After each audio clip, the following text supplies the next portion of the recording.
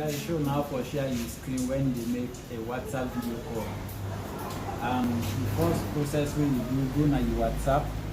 As soon as they see this na two different phone, they go na my WhatsApp.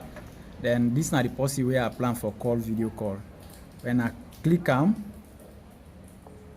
the call, then I answer the call. When I answer the call, I can make this. When I answer the call, you will see say this na the screen sharing icon. When you click this icon, it will tell you say start now. As you see, it will share my screen now.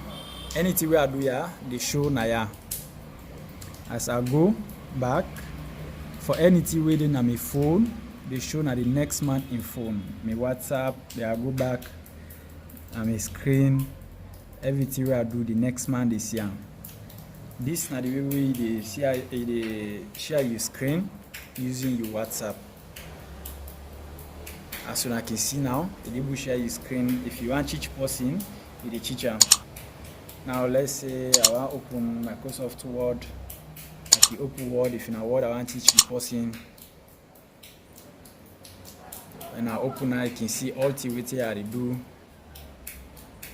You see the process and everything where they do.